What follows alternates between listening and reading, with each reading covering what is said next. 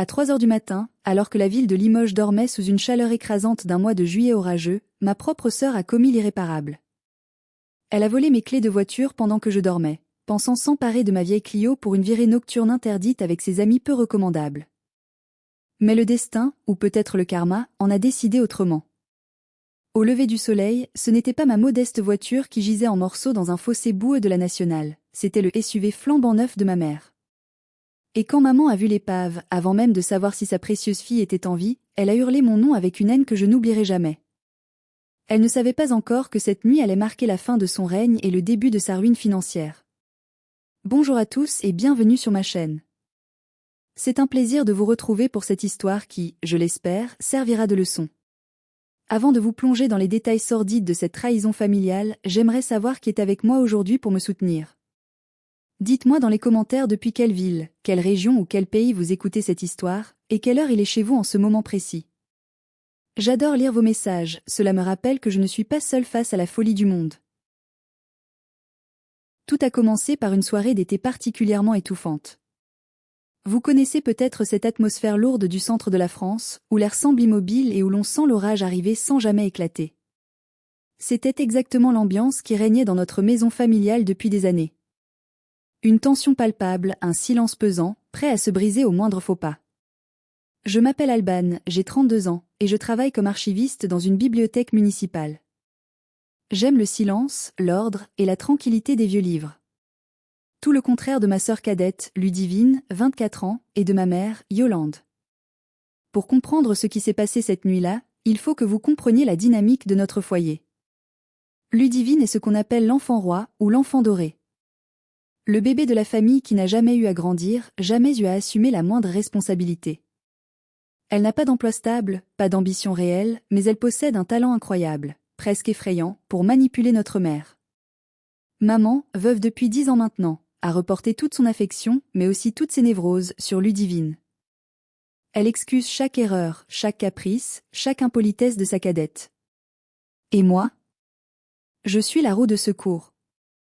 Celle qui est là pour payer les factures quand les temps sont durs, celle qui répare les pots cassés, celle sur qui on crie quand on est frustré. Ce soir-là, l'atmosphère était électrique pour une raison bien précise, la voiture. Maman venait de s'acheter un magnifique SUV gris métallisé, un modèle de luxe allemand, toutes options, avec des sièges en cuir véritable qui sentaient encore le neuf. C'était son trésor, sa revanche sur la vie, son symbole de statut social pour épater les voisines du quartier résidentiel et ses amis du club de bridge. Elle en parlait depuis des mois, nous montrant les catalogues, hésitant sur la couleur. « Tu verras Alban », me disait-elle avec des yeux brillants, « avec cette voiture, on me respectera enfin. Les gens verront que Yolande n'est pas n'importe qui. » Elle l'avait reçue depuis à peine 3 semaines. Elle la garait toujours au millimètre près, la lavait 2 fois par semaine, interdisait qu'on y mange ou qu'on y boive. C'était bien plus qu'une simple voiture pour elle, c'était une extension de son ego, une armure de métal contre sa peur de vieillir. Le problème, c'est que notre allée de garage est étroite et en pente. Ce soir-là, maman est rentrée tard d'un dîner en ville. Elle était fatiguée, et peut-être avait-elle bu un verre de vin de trop. Ma vieille Clio bleue, fidèle mais usée par les années, était garée au fond de l'allée, bloquant l'accès au garage. Alban a-t-elle crié depuis l'entrée en claquant la porte. « Je ne veux pas manœuvrer ce soir, je suis épuisée. » Je laisse le SUV devant le portail, dans la rue. « Tiens, prends mes clés. Demain matin, avant de partir au travail, tu le rentreras au garage pour moi. Je ne veux pas qu'il reste dehors toute la journée, on ne sait jamais avec les rayures ou les vandales. » J'ai soupiré, mais je n'ai pas discuté. C'était inutile de discuter avec Yolande quand elle était dans cet état. J'ai pris son trousseau. C'est lourd, un trousseau de clés de voiture de luxe moderne. Il y a ce poids spécifique de la technologie et de l'argent. J'ai posé ces clés sur la commode en merisier de l'entrée, juste à côté des miennes. Les 2 trousseaux se ressemblaient vaguement dans la pénombre du couloir, 2 boîtiers noirs, lisses. J'ai monté les escaliers en bois qui craquaient sous mes pas, épuisé par ma semaine de travail, et je me suis effondré dans mon lit, espérant une nuit de sommeil réparateur. Il était environ 3 heures du matin quand j'ai entendu le bruit. C'était un craquement léger, presque imperceptible. Le son caractéristique de la 3e marche de l'escalier, celle qui gémit toujours sous un poids familier. Je ne dormais que d'un œil. Vivre avec Ludivine vous apprend à dormir comme une sentinelle, toujours sur le qui-vive. Elle rentrait souvent tard, ivre, ou essayait de sortir en douce pour rejoindre des amis que ma mère désapprouvait officiellement mais tolérait officieusement. J'ai ouvert un œil dans l'obscurité de ma chambre. Ma porte était entr'ouverte, laissant passer un rail de lumière du couloir. Une silhouette s'est glissée devant l'ouverture. J'ai retenu mon souffle, mon cœur se mettant à battre un peu plus vite. J'ai entendu des pas feutrés descendre l'escalier. Le tintement métallique des clés qu'on saisit sur un meuble en bois.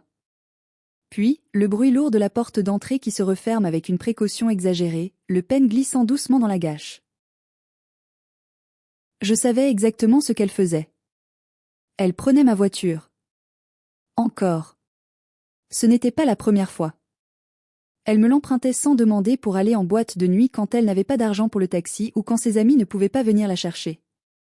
D'habitude, je me levais, je hurlais, je réveillais maman pour la prendre à témoin. Et à chaque fois, maman me disait d'une voix pâteuse, « Oh, laisse-la, elle est jeune, il faut bien qu'elle s'amuse. Elle va faire attention à ta vieille guimbarde, ne sois pas si égoïste. » Cette nuit-là, j'étais trop fatiguée. Une fatigue profonde, celle de l'âme. J'ai pensé, allez, laisse tomber. C'est ma vieille Clio. Elle a 200 000 kilomètres au compteur. La carrosserie est déjà rayée. Si elle l'abîme, elle paiera. Je ne vais pas me battre à 3 heures du matin pour ça. J'ai entendu un moteur démarrer dans la rue. Un ronronnement puissant, doux, feutré. Pas le bruit de tracteur poussif de mon vieux diesel.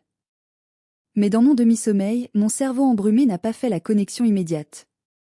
Je me suis retournée, j'ai tiré la couette sur ma tête pour bloquer le bruit, et je me suis rendormie. Je ne savais pas encore que ce silence complice allait me coûter ma tranquillité d'esprit, mais qu'il allait aussi m'offrir la plus douce et la plus terrible des vengeances. Je ne savais pas que Ludivine, dans la pénombre de l'entrée, avait attrapé le mauvais jeu de clés. Le réveil a sonné à 7h30. Une sonnerie stridente qui a percé mes rêves et m'a ramené à la réalité.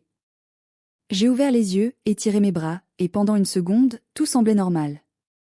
La lumière du soleil d'été filtrait à travers les persiennes, dessinant des lignes dorées sur le sol. Les oiseaux chantaient dans le jardin. Une belle journée d'été s'annonçait à Limoges. Puis, la mémoire de la nuit m'est revenue comme un coup de poing dans l'estomac. Ludivine. Les clés. Le bruit du moteur. Je me suis levée d'un bond, en pyjama, les pieds nus sur le parquet froid, et j'ai couru à la fenêtre qui donnait sur l'allée et la rue. Mon sang s'est glacé. Ou plutôt, il s'est mis à bouillir d'une colère sourde. L'emplacement devant le portail était vide. Il n'y avait plus rien. Pas de voiture. Juste le bitume gris de la rue qui brillait au soleil matinal.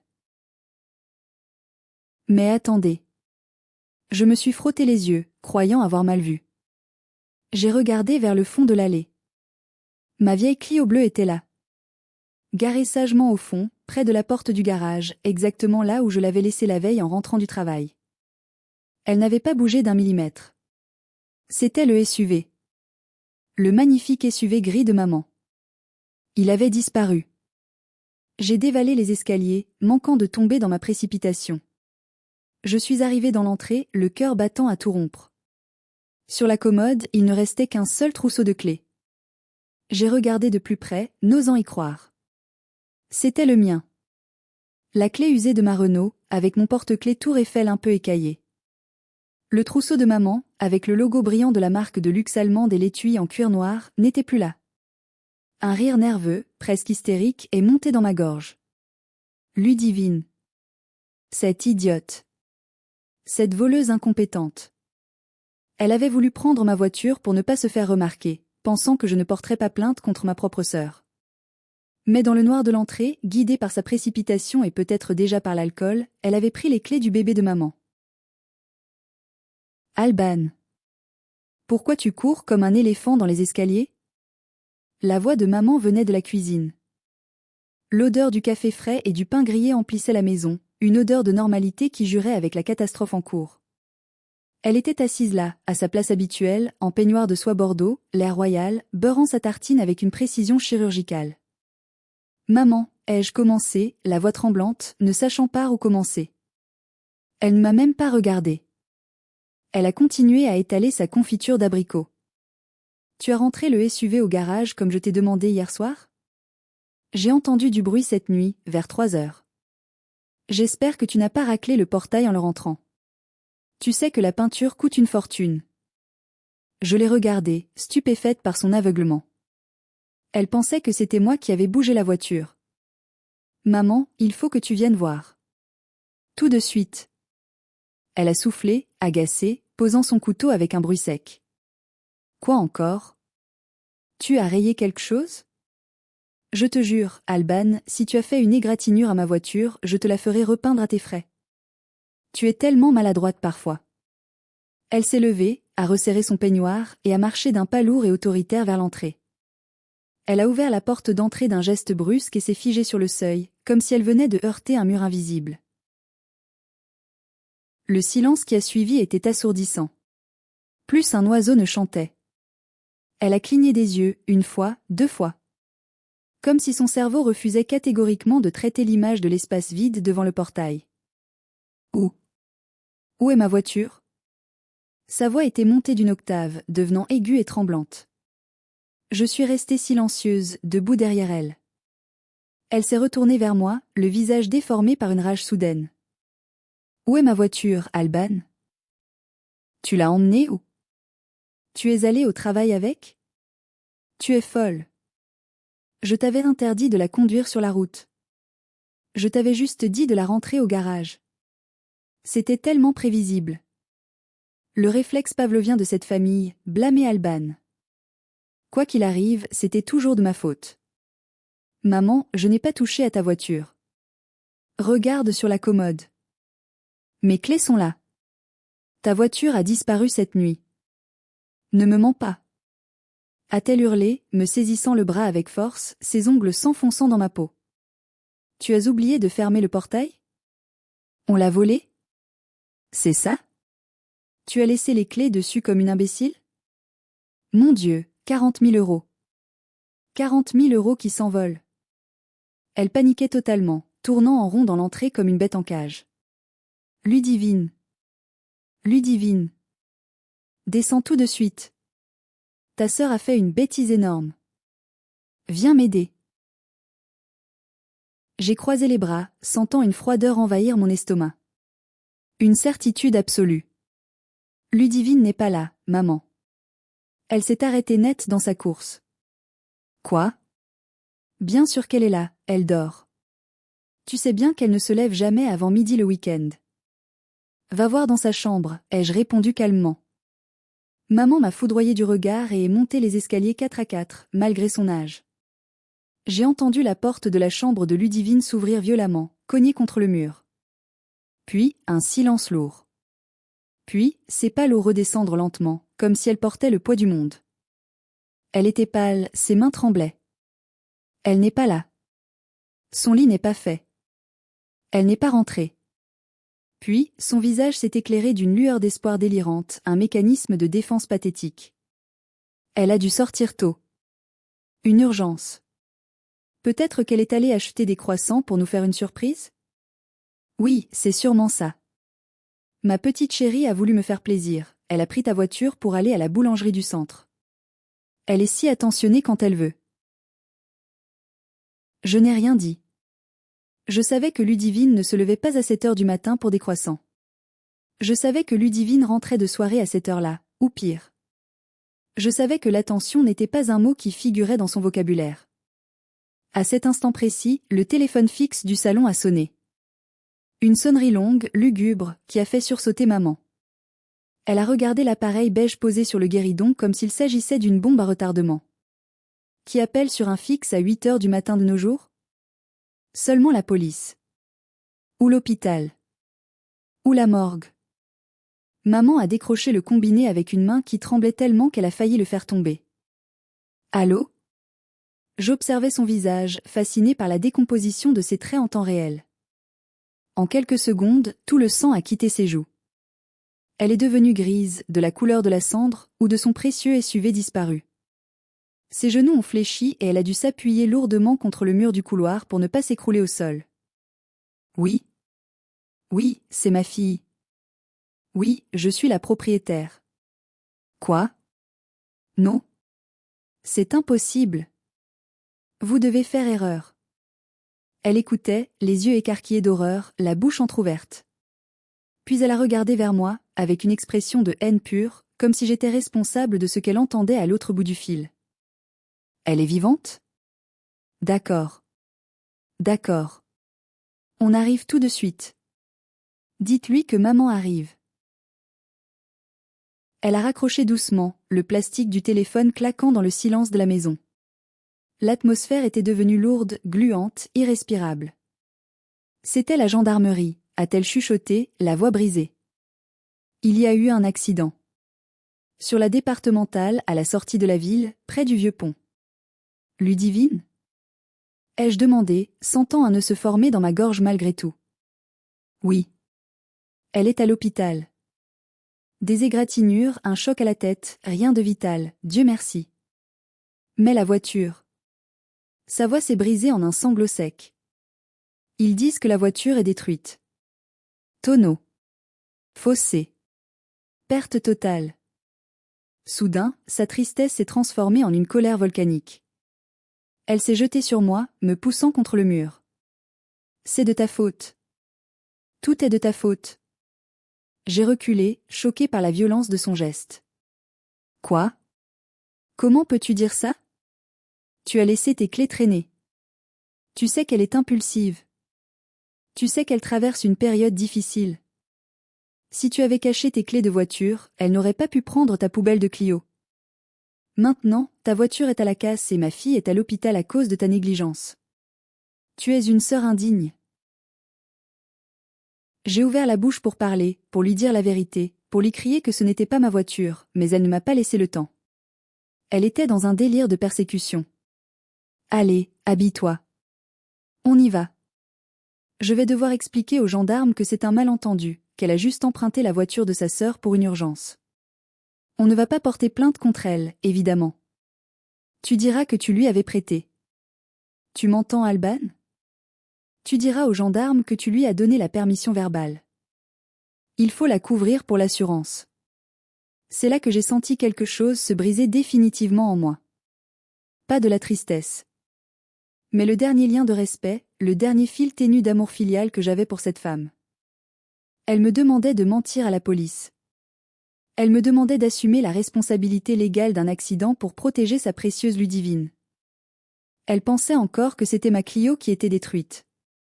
Elle s'en fichait éperdument que je n'ai plus de voiture pour aller travailler le lundi matin. Son seul et unique souci était de protéger Ludivine des conséquences de ses actes et de sauver les apparences.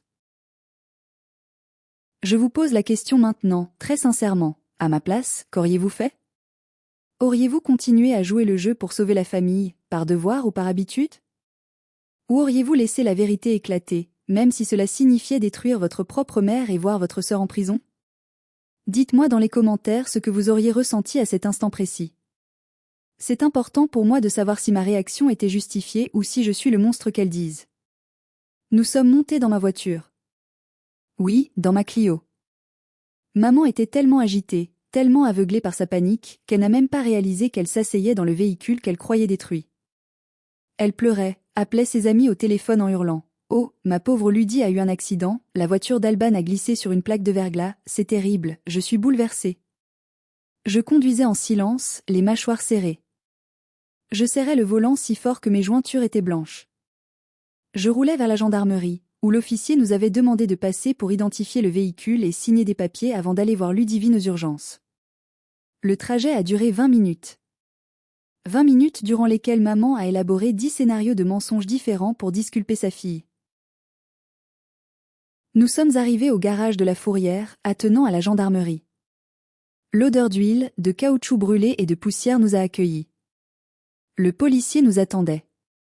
Un homme grand, le visage sévère, marqué par des années de service. L'inspecteur Aristide. Il avait l'air de quelqu'un qui en a assez de voir des gamines riches jouer avec leur vie le samedi soir et des parents qui nettoient derrière.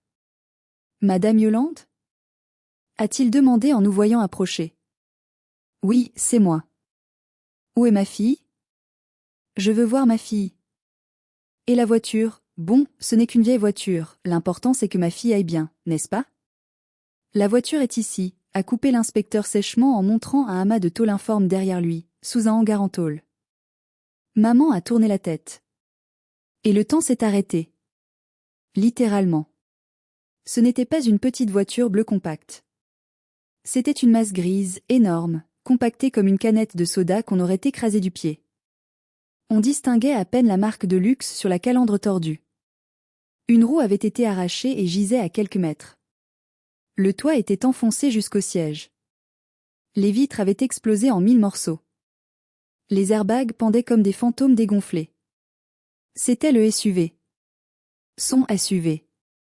Son bébé à 40 000 €. Maman a lâché son sac à main de Marc. Il est tombé dans la poussière du garage avec un bruit mat qui a résonné dans le silence.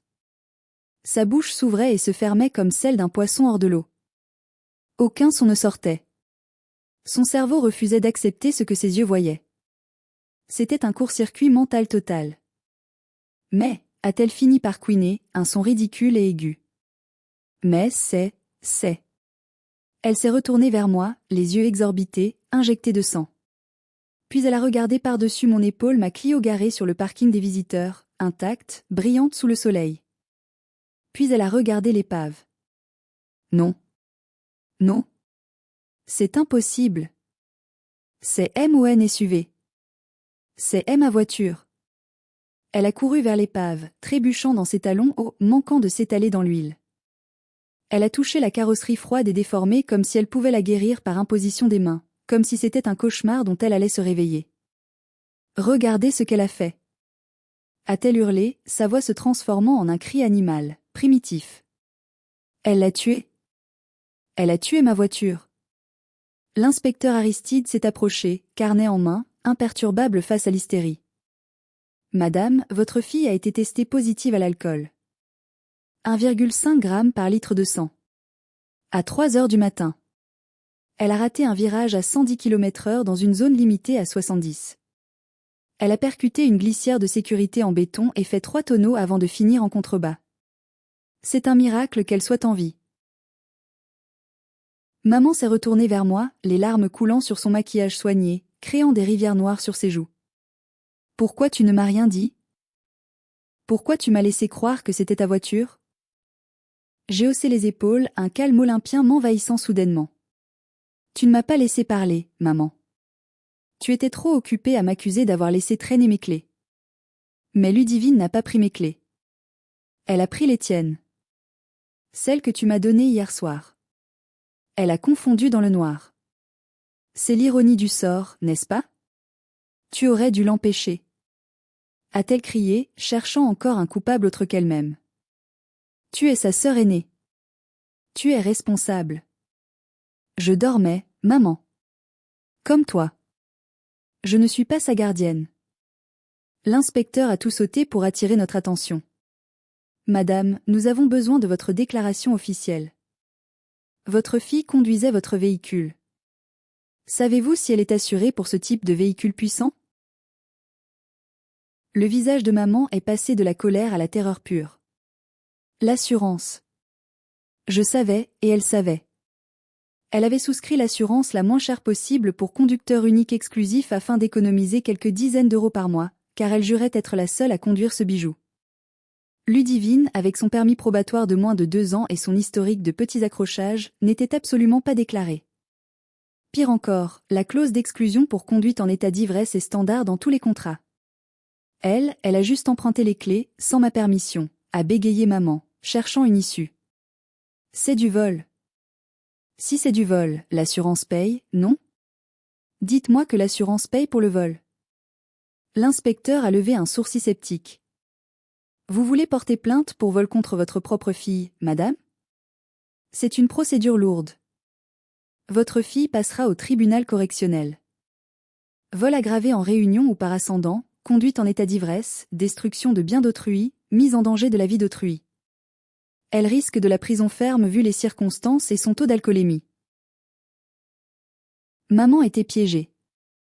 Un piège qu'elle avait elle-même construit année après année en gâtant sa fille. Si elle disait que Ludivine avait la permission, l'assurance ne paierait pas car Ludivine était ivre et non déclarée sur le contrat. Si elle disait que Ludivine avait volé la voiture, Ludivine devenait une criminelle aux yeux de la loi, avec un casier judiciaire indélébile. Et l'assurance se retournerait probablement contre Ludivine pour se faire rembourser les dégâts causés à l'infrastructure publique, qui s'annonçait salée. Elle s'est tournée vers moi, ses yeux implorant une aide, une solution miracle, une bouée de sauvetage. Alban. Dis-lui. Dis-lui que c'est toi qui conduisais. J'ai cru avoir mal entendu. Le monde a vacillé autour de moi. Les bruits du garage se sont estompés. Pardon ? Ai-je articulé ? Dis que c'est toi qui conduisais, a-t-elle chuchoté frénétiquement, agrippant mon bras, ses doigts me faisant mal. Tu es assuré tout risque depuis des années. Tu as ton permis depuis plus de 10 ans. Tu es sobre. On dira que tu as eu un moment d'inattention, un lapin qui a traversé la route. Ludivine était juste passagère. S'il te plaît, Alban. Pour la famille. Sinon on perd tout. Je t'en supplie. L'inspecteur nous regardait, attendant, son stylo en suspens au-dessus de son carnet. Il avait tout entendu. Maman a poussé un cri étouffé, comme si je venais de la poignarder en plein cœur. Traîtresse. Ingrate. Après tout ce que j'ai fait pour toi. Tu veux ma mort ? L'inspecteur a fermé son carnet avec un claquement sec qui a résonné comme un verdict. Merci, mademoiselle. C'est noté au procès-verbal. Madame Yolande, je vous conseille très fortement de ne pas aggraver votre cas avec une tentative de fraude ou de subornation de témoins. Votre fille Ludivine est en garde à vue médicalisée à l'hôpital. Vous pourrez la voir quand elle sera dégrisée, probablement en fin de journée. D'ici là, je vous suggère de contacter un avocat. Le retour à la maison a été un enfer silencieux. Maman pleurait sans discontinuer, non pas sur le sort de sa fille blessée, mais sur l'argent. 40 000 €. Je n'ai pas fini de la payer. Comment je vais faire ? Je suis ruinée. Dès que nous sommes rentrés, elle a appelé Gatien. Gatien est mon cousin éloigné, mais surtout, c'est un courtier en assurance honnête, direct et très compétent. Il s'occupe des contrats de la famille depuis toujours. Il connaît toutes les petites lignes. Il est arrivé 1 heure plus tard, avec sa mallette en cuir usé et son visage compatissant mais professionnel. On s'est assis dans le salon, volets fermés pour cacher la honte. Maman lui a servi un café avec des mains tremblantes, renversant un peu de liquide dans la soucoupe. Alors, Yolande, a commencé Gatien en ajustant ses lunettes sur son nez. J'ai lu le rapport préliminaire que tu m'as envoyé. C'est compliqué.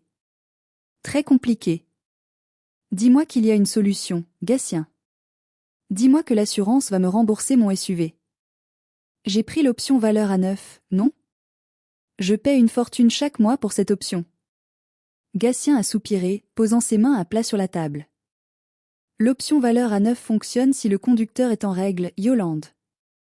C'est la base. Ludivine avait 1,5 g d'alcool. C'est délictuel. C'est une clause d'exclusion absolue et universelle dans tous les contrats d'assurance automobile en France.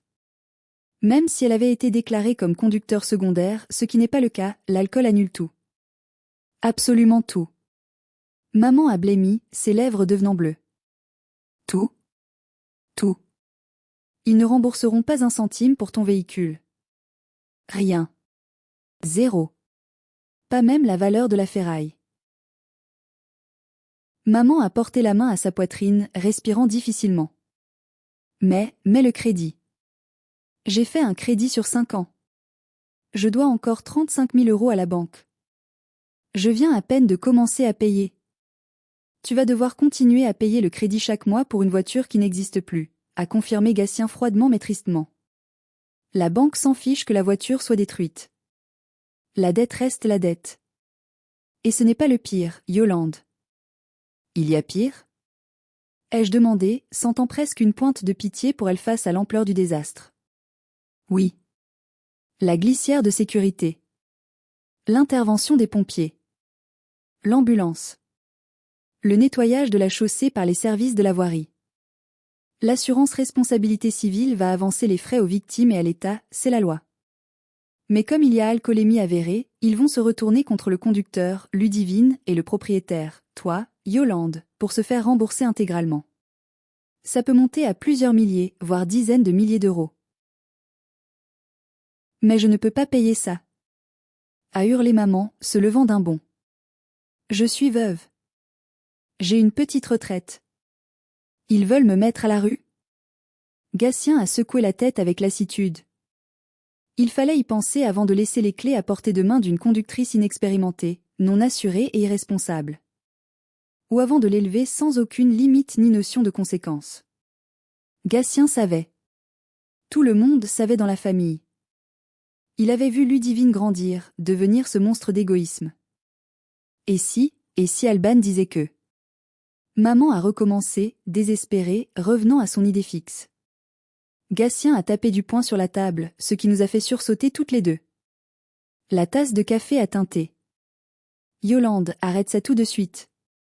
Alban ne va pas risquer 5 ans de prison et 375 000 € d'amende pour escroquerie à l'assurance en bande organisée. Si tu continues sur cette voie, je résilie tous tes contrats, maison et voiture, dès demain matin. Je ne couvrirai pas une fraude. Maman s'est effondrée sur le canapé, sanglotant comme une enfant perdue. Ma vie est fichue. Ma belle voiture. Qu'est-ce que les voisins vont dire? Qu'est-ce que le club de bridge va penser? C'était toujours ça le plus important, les voisins. L'image. Pas le fait que sa fille aurait pu tuer une famille sur la route. Pas le fait qu'elle essayait de détruire la vie de son autre fille. Juste l'apparence sociale. C'est à ce moment-là, alors que les pleurs de maman remplissaient le salon, que la sonnette de l'entrée a retenti. Un son joyeux, incongru. Je suis allée ouvrir. C'était Madame Bérénice, notre voisine d'en face. Une dame âgée, veuve elle aussi, très curieuse, qui passait ses journées derrière ses rideaux en dentelle à surveiller la rue. Elle tenait son téléphone portable à la main comme une offrande religieuse. « Bonjour Yolande, bonjour Alban », a-t-elle dit avec un sourire pincé qui ne masquait pas son excitation. « J'ai vu la police ce matin. J'ai vu la dépanneuse. J'ai entendu pour l'accident. C'est terrible, vraiment terrible. Mais je pensais que vous devriez voir ça. Vous savez que j'ai installé une caméra de surveillance pour mon portail le mois dernier? Eh bien, elle filme aussi un peu votre allée. L'angle est parfait. » Maman a levé la tête de ses mains, les yeux rouges et gonflés. Quoi? Qu'est-ce qu'on s'en fiche de votre caméra, Bérénice? Laissez-nous tranquilles. Madame Bérénice n'a pas perdu son sourire. Elle adorait être au centre de l'action, être celle qui sait. Regardez simplement. C'est très instructif. Vous comprendrez mieux. Elle est entrée sans invitation, a posé le téléphone sur la table basse en verre et a appuyé sur lecture. La vidéo était en noir et blanc, un peu granuleuse à cause de la vision nocturne, mais on voyait clairement notre entrée de garage. L'horodatage indiquait 2h55. On a vu la porte d'entrée s'ouvrir. Ludivine est sortie. Elle titubait légèrement, manquant de trébucher sur la première marche du perron. Elle tenait les clés à la main, les faisant tourner autour de son doigt. Elle s'est dirigée d'abord vers ma Clio. Elle a essayé d'ouvrir la porte conducteur en tirant sur la poignée. C'était fermé. Elle a pesté, on voyait ses gestes d'agacement, ses bras qui s'agitaient. Elle a appuyé sur le bouton de la télécommande qu'elle tenait. Les phares du SUV gris, garé plus haut, se sont allumés en clignotant 2 fois. Le flash a illuminé l'allée comme un éclair. Ludivine s'est figée. Elle a regardé les clés dans sa main. Elle a regardé le SUV imposant.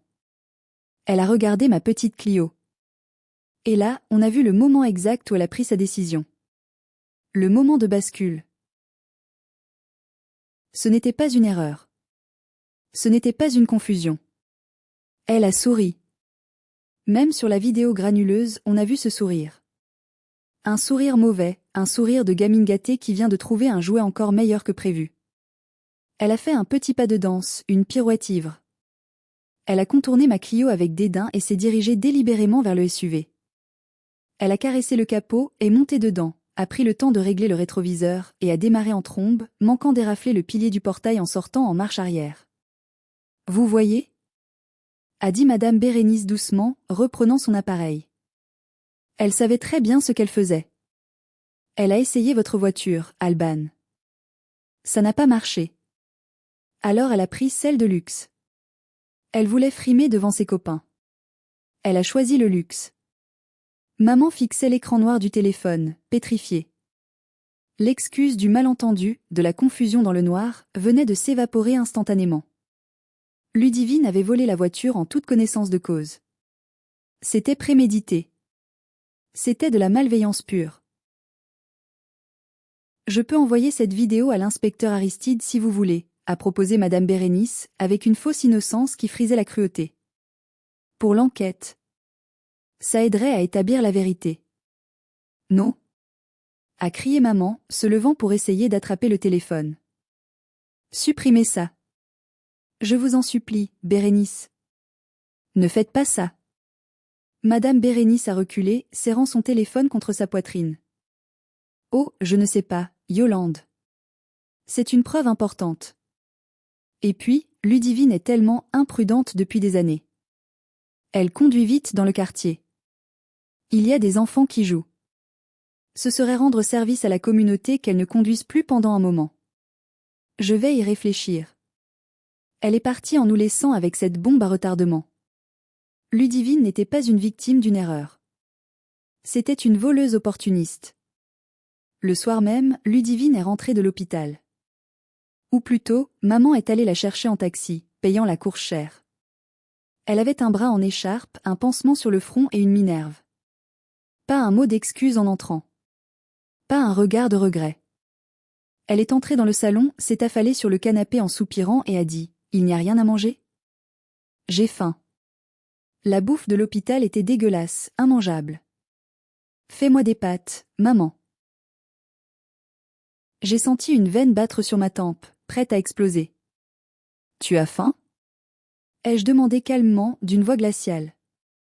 Tu viens de détruire une voiture de 40 000 €, tu as mis maman dans une dette colossale pour les 5 prochaines années, tu as failli te tuer, et ta seule préoccupation c'est ton estomac ? Ludivine a levé les yeux au ciel, comme si j'étais une nuisance mineure. Oh ça va, la donneuse de leçons.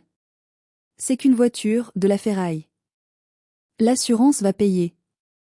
Maman en rachètera une autre, une mieux. Arrête ton drame. L'assurance ne paiera rien, Ludivine. Rien du tout. Tu étais ivre. Tu n'es pas assurée. Maman va devoir payer le crédit toute seule. Pour la première fois, j'ai vu la peur traverser ses yeux, une lueur fugitive. Mais elle a vite masqué par de l'agressivité, sa défense habituelle. Maman. Dis-lui de se taire. Elle me donne mal à la tête. J'ai une commotion, j'ai besoin de repos. Mais maman ne disait rien. Elle était assise dans un coin, dans l'ombre, regardant le mur, faisant des calculs mentaux désespérés. Le poids de la réalité commençait enfin à écraser ses illusions maternelles.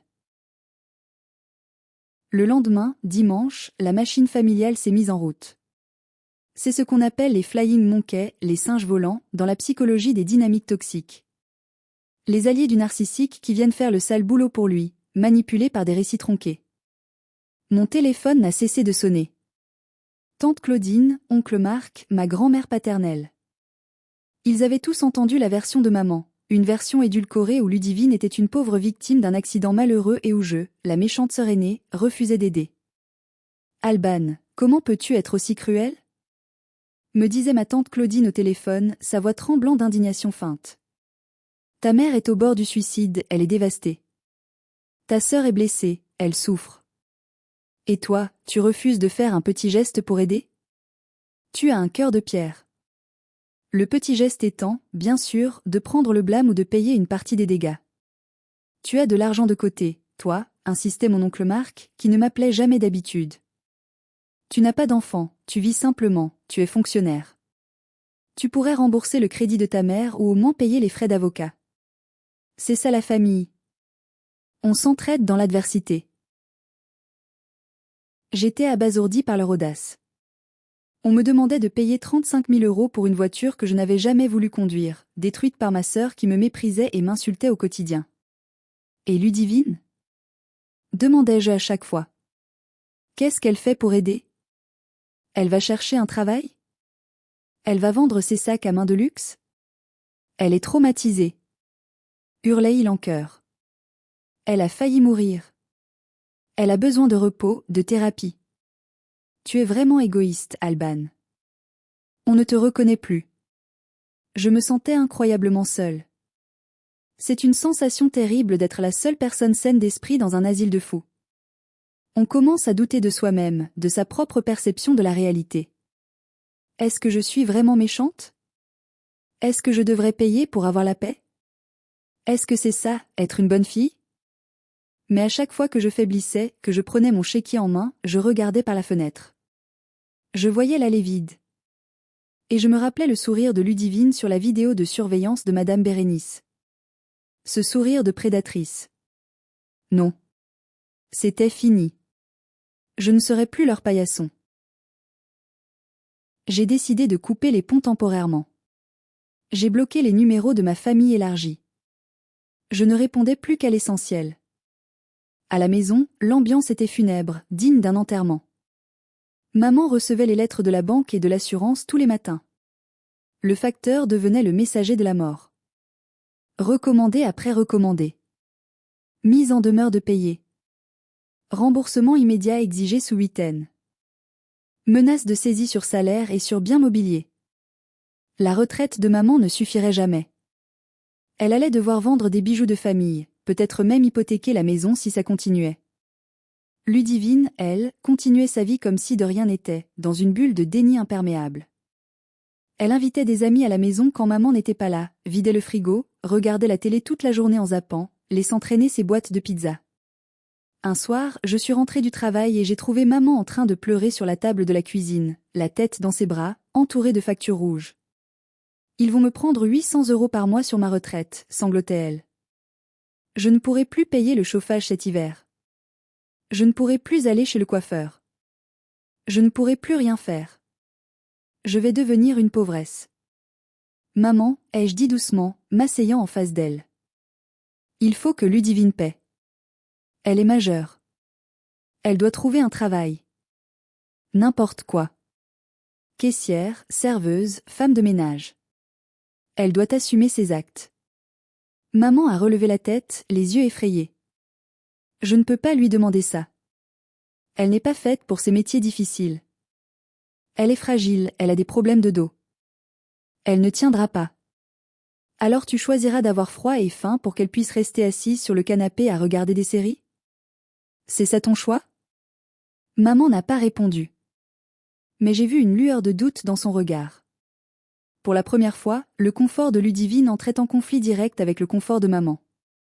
Et si maman aimait Ludivine, elle s'aimait elle-même encore plus. Son instinct de survie commençait à se réveiller. C'était le début de la fissure dans leur alliance toxique. Le mois suivant a été une descente aux enfers financières pour maman. La banque n'a pas fait de cadeau, comme prévu.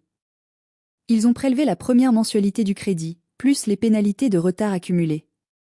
Le compte courant de maman est passé dans le rouge vif dès le 5 du mois. Elle a dû annuler son abonnement au club de bridge, prétextant une maladie imaginaire pour ne pas perdre la face.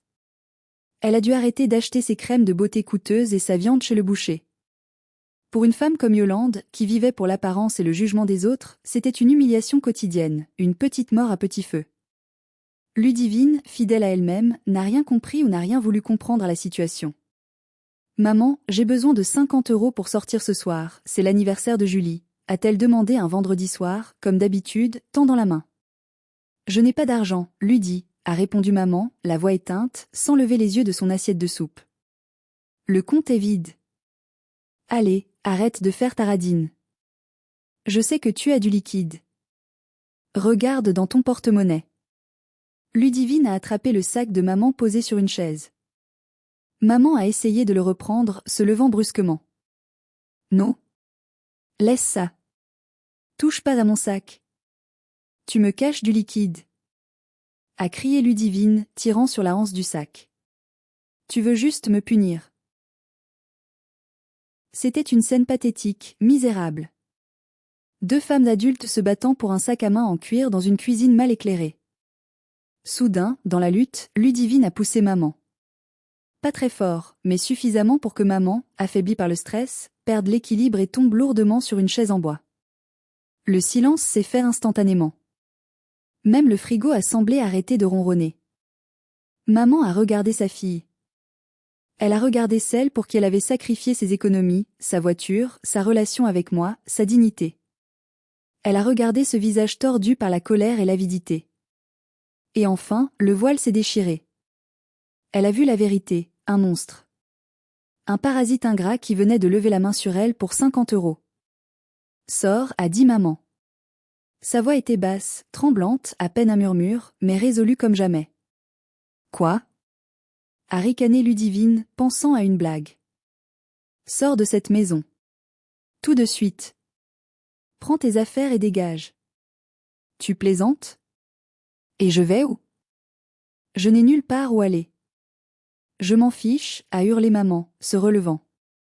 Va chez tes amis de beuverie. Va sous un pont. Va où tu veux. Mais tu ne dors plus ici. Tu m'as tout pris. Tu as détruit ma voiture, tu as vidé mon compte, tu m'as humilié devant la police, et maintenant tu me voles et tu me bouscules? C'est fini. Je ne suis plus ta banque. Je ne suis plus ta servante. Ludivine a essayé de rire, de jouer la carte du charme, puis des pleurs de crocodile, puis de la menace physique. Si tu me mets dehors, je ne reviendrai jamais. Tu mourras seule. Personne ne viendra à ton enterrement. Je préfère mourir seule que mourir pauvre et battue par ma propre fille, a répondu maman avec une dignité retrouvée. J'étais dans l'encadrement de la porte du salon. Je n'ai rien dit. Je n'ai pas bougé. J'ai juste observé le karma faire son œuvre implacable. C'était tragique, c'était douloureux à voir, mais c'était nécessaire. Comme une amputation pour sauver le reste du corps. Ludivine a fait ses valises en hurlant des insultes ordurières que je n'oserais répéter ici. Elle a cassé un vase Ming, faux, heureusement, en partant. Quand la porte d'entrée s'est claquée derrière elle, maman a éclaté en sanglots. Elle s'est effondrée sur le carrelage. Mais cette fois, c'était des larmes de soulagement, de libération, pas de manipulation. Les semaines qui ont suivi ont été étranges, suspendues dans le temps. La maison était calme. Trop calme. Le silence résonnait dans les pièces vides. Maman a essayé de se rapprocher de moi. Elle me préparait des petits plats le soir, me demandait comment s'était passée ma journée à la bibliothèque, s'intéressait à mes amis. Elle essayait maladroitement de recréer une relation mère-fille, maintenant que son enfant doré n'était plus là pour prendre toute la place. Mais quelque chose était cassé, irrémédiablement. La confiance est comme un miroir, une fois brisé, on peut recoller les morceaux, mais on verra toujours les fêlures. Je ne pouvais pas oublier qu'elle avait voulu me faire aller en prison pour sauver Ludivine. Je ne pouvais pas oublier les années de négligence, les comparaisons blessantes, le mépris affiché. Un soir, au dîner, elle a posé sa fourchette. Elle avait l'air vieillie de 10 ans. Alban. Je sais que j'ai fait des erreurs. Je sais que je n'ai pas été parfaite. Mais tu resteras vivre ici, n'est-ce pas? On va s'en sortir toutes les deux. Tu pourras m'aider à payer les factures, on partagera les frais, et... Je l'ai arrêté d'un geste de la main. Doux, mais ferme. Non, maman. Elle m'a regardée, surprise, la fourchette en suspens. Comment ça non? J'ai trouvé un appartement en centre-ville. Je déménage à la fin du mois. J'ai signé le bail hier. Mais, tu ne peux pas me laisser seule. J'ai besoin de ton aide. Avec le crédit de la voiture, les dettes, je n'y arriverai pas seule. Tu ne peux pas m'abandonner maintenant. J'ai pris une grande inspiration. C'était le moment que j'attendais depuis 32 ans. Le moment de dire ma vérité. Maman, tu as fait tes choix. Tu as choisi d'acheter une voiture au-dessus de tes moyens pour épater la galerie. Tu as choisi de ne pas assurer Ludivine. Tu as choisi de lui laisser les clés, métaphoriquement et littéralement, toute sa vie. Tu as créé ce monstre. C'est ta dette. Pas la mienne. Je ne vais pas sacrifier mon avenir, mes économies, ma vie, pour payer tes erreurs d'éducation. Mais je suis ta mère. A-t-elle pleuré? C'est le devoir d'une fille. Oui, tu es ma mère. Et une mère n'essaie pas d'envoyer sa fille en prison pour fraude à l'assurance. Une mère protège ses enfants, tous ses enfants, pas seulement la favorite. Elle n'a rien trouvé à répondre à ça. Elle a baissé la tête, vaincue par la vérité. J'ai déménagé 2 semaines plus tard. Gatien m'a aidé avec les cartons et son camion. Il m'a dit plus tard que maman avait dû mettre la maison familiale en vente pour payer ses dettes accumulées et prendre un petit appartement en banlieue, loin de ses amis huppés. Une chute sociale vertigineuse pour elle. Ludivine? On a appris par la rumeur qu'elle squattait chez des amis de plus en plus douteux jusqu'à ce qu'ils la mettent dehors à son tour. Elle a fini par travailler comme plongeuse dans un restaurant routier sur l'autoroute pour survivre. La princesse avait perdu sa couronne et devait enfin se salir les mains. Aujourd'hui, cela fait 1 an jour pour jour que l'accident a eu lieu. Je vis dans mon propre appartement, un petit 2 pièces lumineux avec un balcon plein de plantes vertes que je chéris. C'est calme. Personne ne me vole mes clés la nuit. Personne ne me crie dessus pour des futilités. Personne ne me demande de mentir à la police. Maman m'appelle parfois, 1 fois par mois environ. Nos conversations sont courtes, polies, distantes. Elle se plaint de son nouvel appartement trop petit, de ses rhumatismes, du prix de la vie qui augmente. Elle ne parle jamais de Ludivine. Je crois qu'elle a trop honte, ou peut-être qu'elle a enfin compris. J'ai croisé Ludivine 1 fois en ville, par hasard, il y a 2 semaines. Elle servait en terrasse d'un café. Elle avait l'air vieillie, fatiguée, les traits tirés, le vernis écaillé. Elle m'a vu passer sur le trottoir d'en face. Elle a hésité, a fait un pas vers moi, puis elle a vu mon regard. Elle a baissé les yeux et est retournée servir ses clients. Je n'ai ressenti ni haine, ni pitié, ni triomphe. Juste de l'indifférence. Une paix totale. Elle était devenue une étrangère. Cette histoire m'a coûté ma famille, l'illusion d'un foyer, mais elle m'a rendu ma liberté. J'ai payé le prix fort, mais cela en valait la peine.